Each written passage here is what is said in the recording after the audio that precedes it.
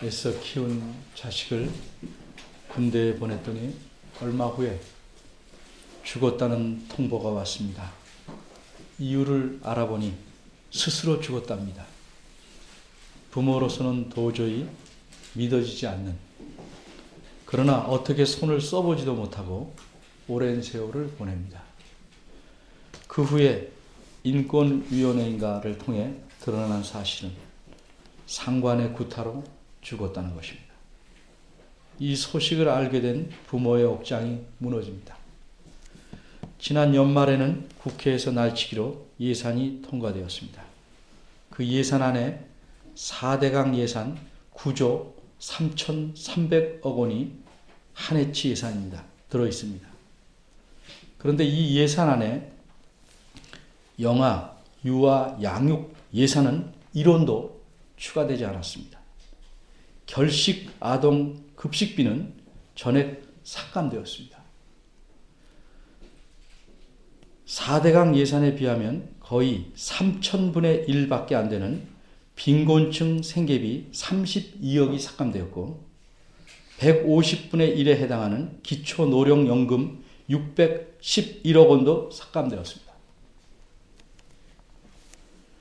이처럼 가난한 사람, 힘없는 사람을 보호할 마음이 거의 없는 나라 때문에 생각 있는 국민들의 억장이 무너집니다. 아주 오래전입니다. 부모의 억장이 무너졌습니다. 자식을 심부름 보냈는데 돌아온 것은 자식의 찢겨진 옷뿐입니다. 그 옷을 들고 온 형들이 말하기를 짐승에게 물리고 찢겨서 죽었다는 것입니다. 그러나 형들의 말은 거짓이었습니다.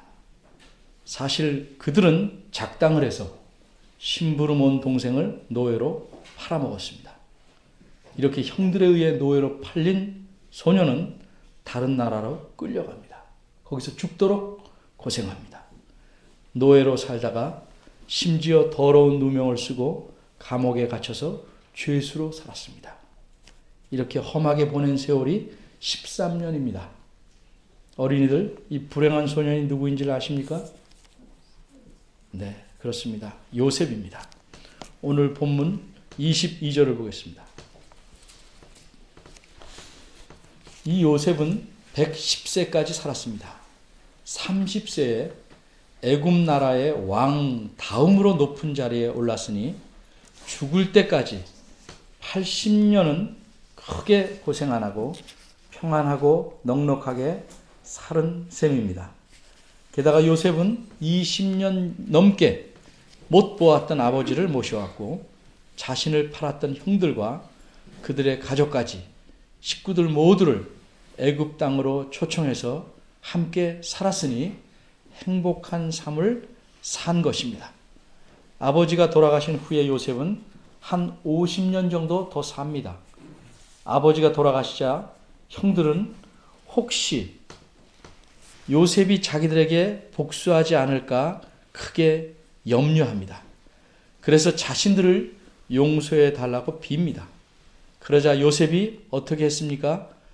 오늘 본문 앞에 있는 19절에서 20절까지입니다. 요셉은 형들을 위로하며 말합니다. 두려워하지 마십시오.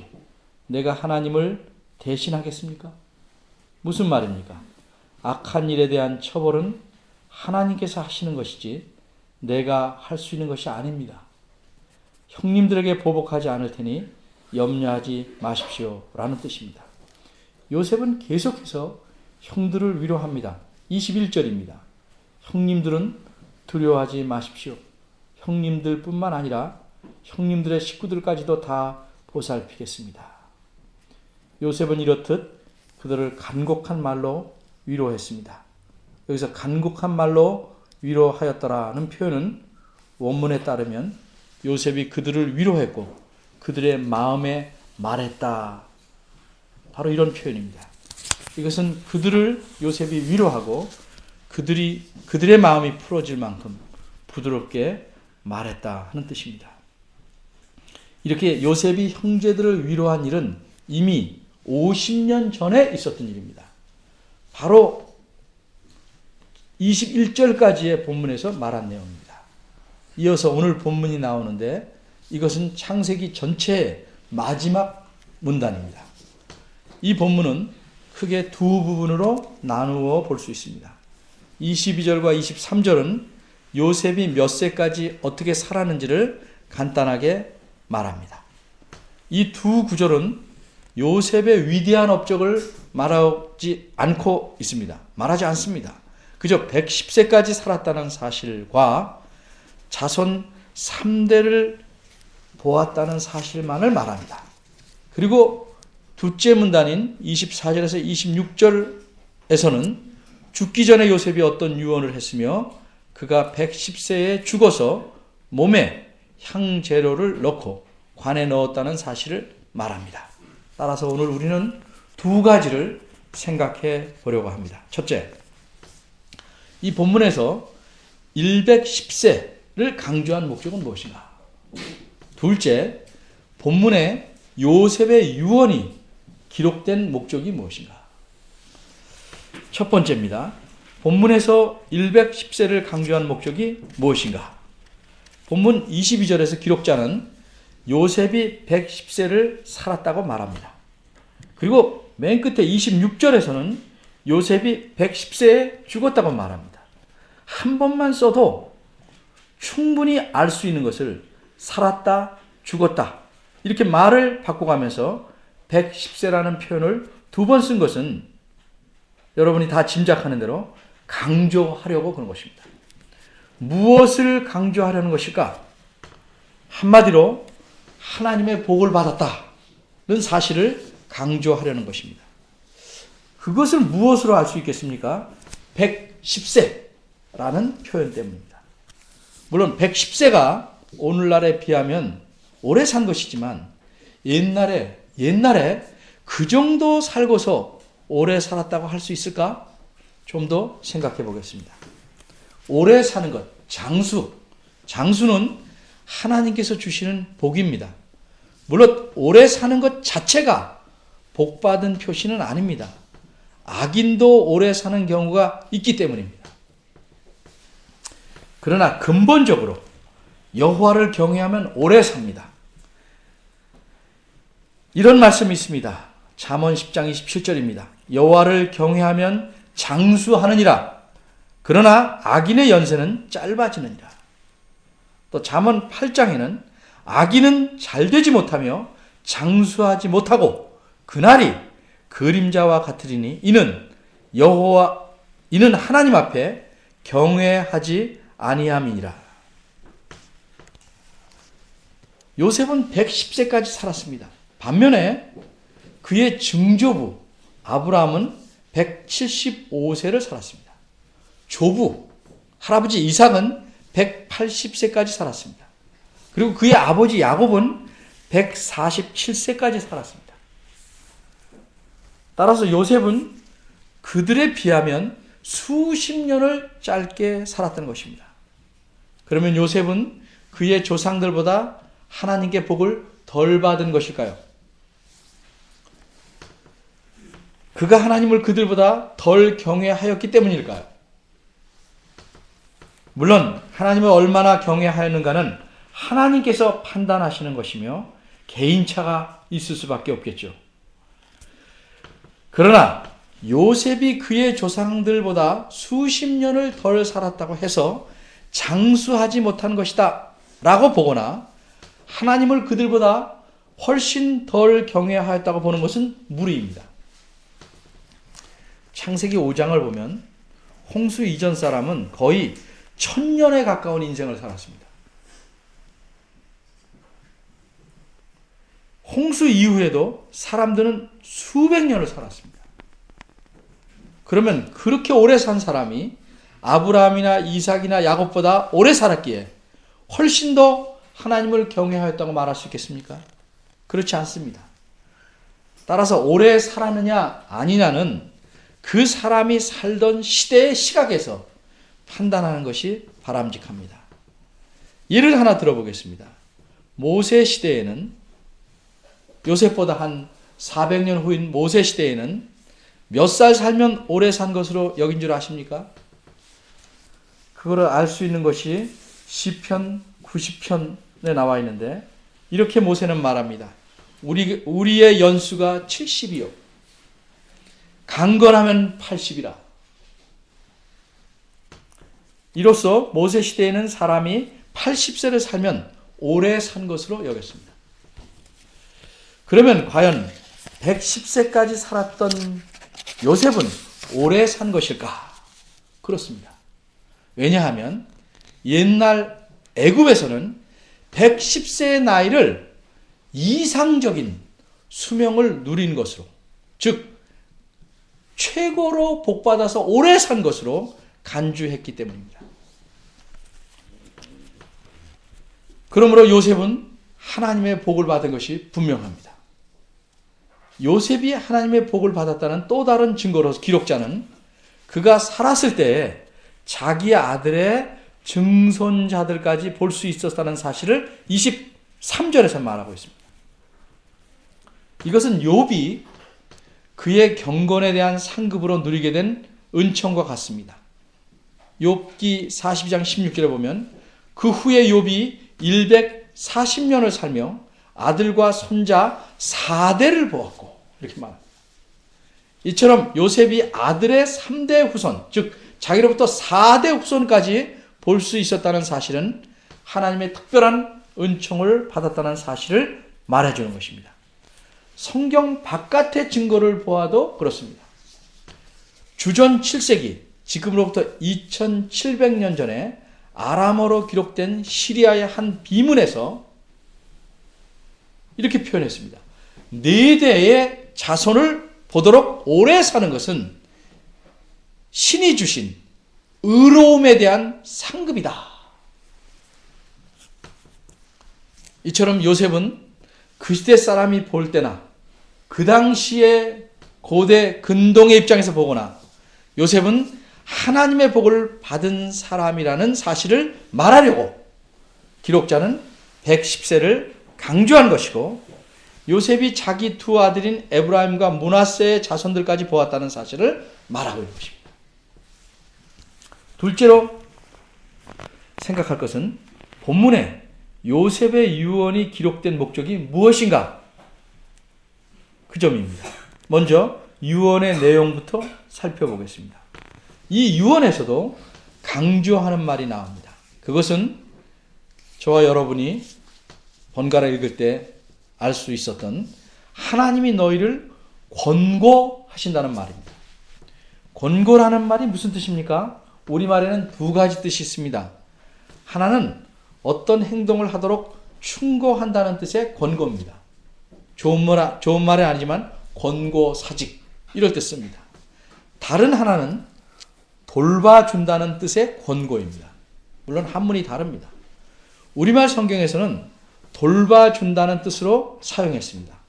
그래서 우리가 지금 대부분 보고 계시는 이거 개역 한글판 말고 개역 개정판 성경을 보면 권고하시고를 돌보시고로 고쳤습니다.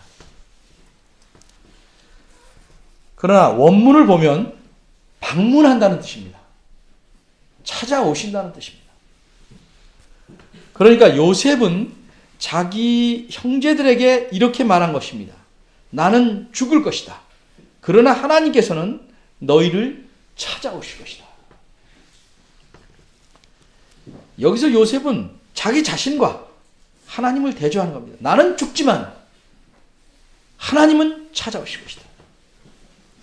요셉은 그 아비의 모든 가족의 기둥이었습니다. 특히 아버지 야곱이 죽은 이후로는 모든 식구들이 거의 절대적으로 요셉을 의지하고 살았습니다. 21절, 22절, 23절의 말씀을 묶어보면 요셉은 자기 아들들은 물론이요 그들의 자손들까지 그리고 형제들과 그들의 자녀들까지 두루 돌아보고 살았습니다. 그러기에 요셉의 죽음은 큰 충격일 수밖에 없습니다. 사람은 누구나 죽습니다. 요셉도 죽습니다. 그러나 하나님은 영원하십니다. 그래서 그 영원하신 하나님께서 때가 되면 너희를 찾아오실 것이라고 말하고 있는 것입니다. 하나님께서 너희를 찾아오신다는 이 말에서 요셉이 하나님을 강조하고 있습니다. 그리고 또 강조하는 것은 찾아온다는 사실을 강조하기 위해서 정말로 라는 표현을 사용했습니다.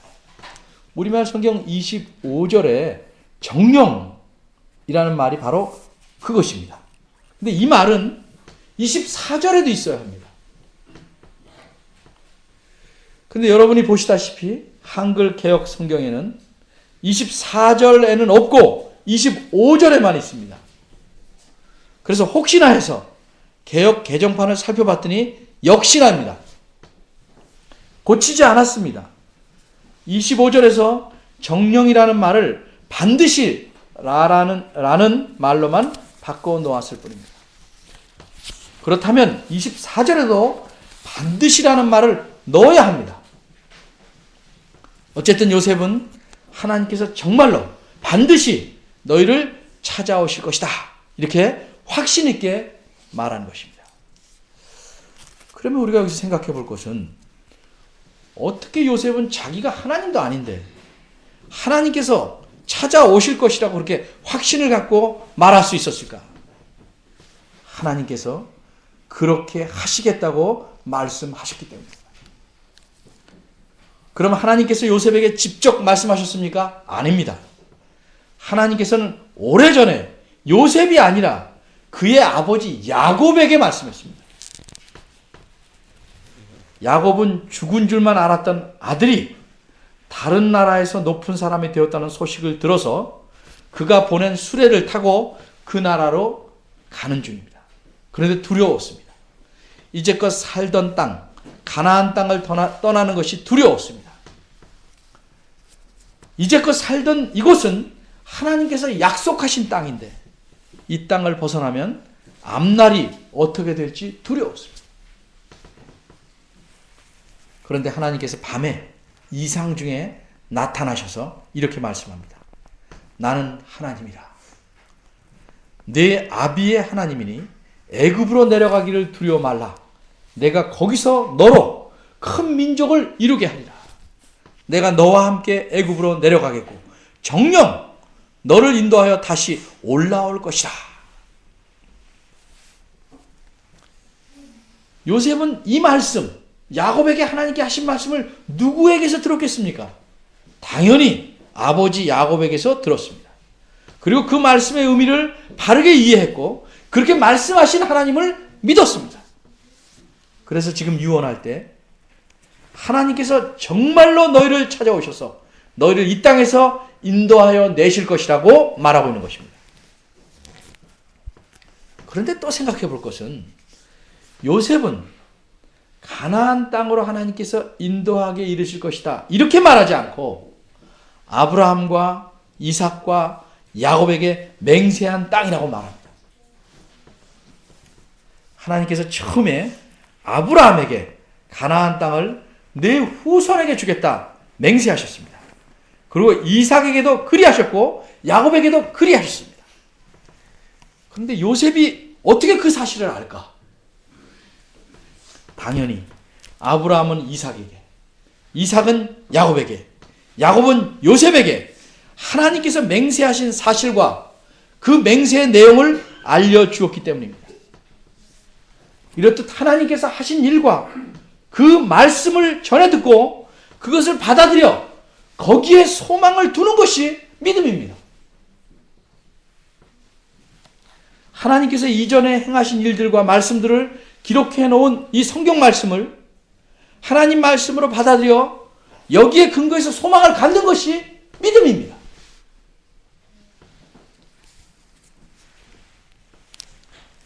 하나님께서 이미 말씀해 놓으셨기에 하나님께서 말씀하신 바대로 이루실 겁니다. 그래서 우리는 성경을 통해 하나님께서 행하신 일들과 하나님의 말씀을 배우며 하나님을 믿는 것입니다. 요셉은 이처럼 하나님께서 장차 반드시 찾아오실 것이라는 사실을 강조한 후에 25절에서 자기 앞에 모인 후손들에게 맹세하라고 합니다. 무엇을 맹세시킵니까? 하나님께서 찾아오셔서 여기서 나가게 될 때, 애굽에서 나가게 될 때 자신의 해골도 메고 가겠다고 맹세하라는 겁니다. 우리 입장에서 본다면 육신이 어디에 있든 무슨 상관이기에 그렇게 자기 해골까지 메고 가라고 그렇게 강하게 말했을까 생각할 수 있습니다. 그러나 그것은 어디까지? 우리 입장입니다. 신약시대, 즉 그리스도께서 오신 이후로는 어느 곳에서나 하나님을 예배할 수 있어서 따로 어느 특정한 곳만을 거룩한 곳이라고 하지 않습니다. 그러나 구약시대는 달랐습니다. 하나님께서 주시겠다고 약속한 땅에서만 하나님의 복을 누릴 수 있으며 하나님께서 함께 하시는 삶을 살 수 있는 것입니다. 그러기에 그 약속의 땅을 사모하는 것은 하나님의 약속을 바라는 행위이며 하나님 말씀을 붙잡은 행위, 즉 하나님에 대한 믿음의 표현입니다. 따라서 비록 해골일지라도 약속의 땅으로 들어가겠다는 요셉의 표현은 하나님만을 의지하고 신뢰하겠다는 사실을 나타내는 것입니다. 여기까지 우리는 유언의 내용을 살펴보았습니다. 다시 두 번째 질문으로 돌아갑니다. 유언의 내용을 기록한 목적이 무엇인가? 요셉의 믿음이 굉장하였다 하는 사실을 강조하려는 것입니까? 그렇지 않습니다. 물론 요셉의 믿음이 훌륭한 것은 사실입니다만 성경에서 기록자가 그 사실을 강조하기 위해서 유언을 기록하는 것은 아닙니다. 자주 말씀드립니다만 성경 말씀의 초점은 사람에게 있지 않고 언제나 누구에게? 하나님에게 있습니다. 기록자는 요셉이 110세까지 살았고 먼 후손까지 보았다는 사실을 말씀함으로써 하나님께서 요셉에게 넘치는 복을 주셨다 하는 사실을 강조했습니다. 그리고 요셉의 유언을 통해서 하나님의 또 어떠한 사실을 강조하는 것입니다. 하나님은 어떤 분이십니까? 한마디로 하나님은, 이 본문에서 드러난 하나님은 자신이 맹세로서 약속한 것을 이루시려고 반드시 찾아오시는 분입니다.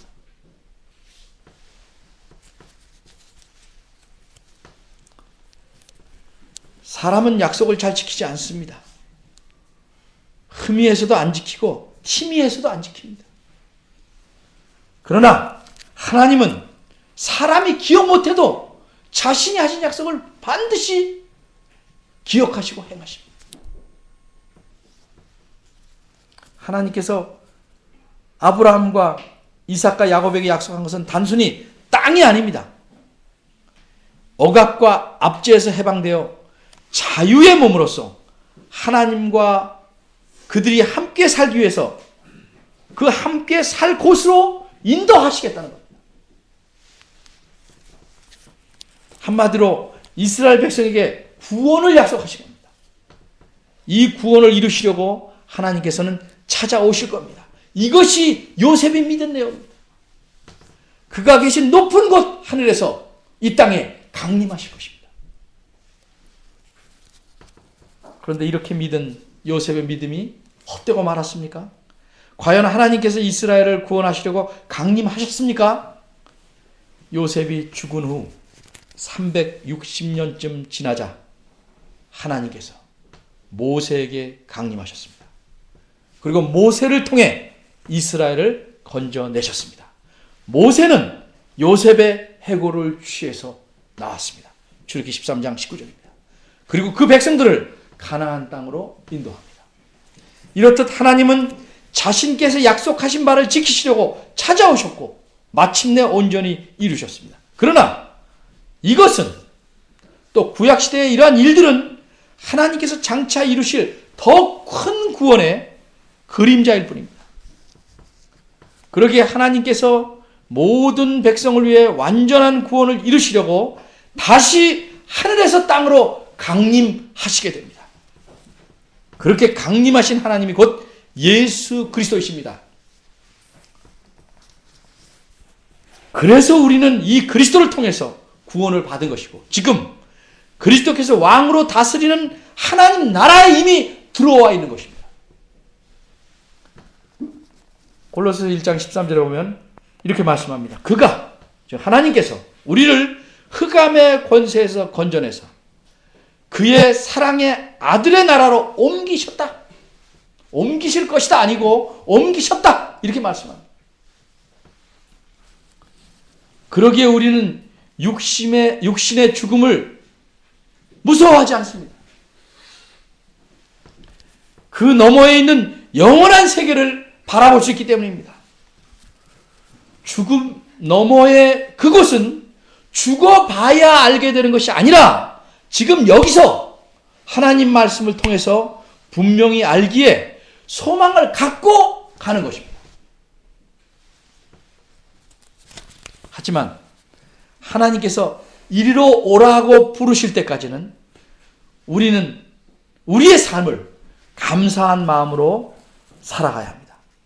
일반적으로 말해서, 특별히 아닌 경우도 있습니다만 일반적으로 말해서 그리스도 안에서 장수하는 사람은 복받은 것입니다. 그러기에 이런 삶은 마지못해서 사는 것이 아닙니다.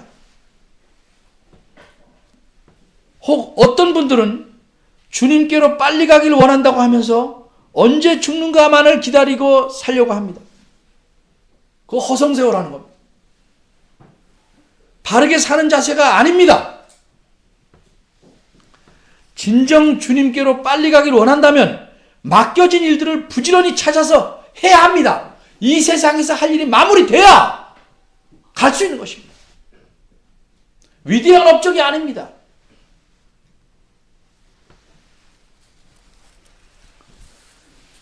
그리고 우리에게는 죽음의 문턱에서도 결코 놓쳐서는 안 될 소망이 있습니다. 그것은 그리스도께서 마지막 날에 다시 이 땅에 강림하심을 소망하는 것입니다. 그리고 슬픔과 고통과 죽음이 없는 새하늘과 새 땅에서 영원히 주님과 더불어 살기를 바라는 것입니다. 과연 이 소망이 우리에게 있습니까? 없다면 우리의 믿음은 아직 여물지 못한 것입니다. 철이 들지 못한 겁니다. 그리스도의 강림을 간절히 바라는 이 소망이 우리 영혼 속에 더 뚜렷이 새겨지는 한 해가 되기를 바랍니다. 기도하겠습니다.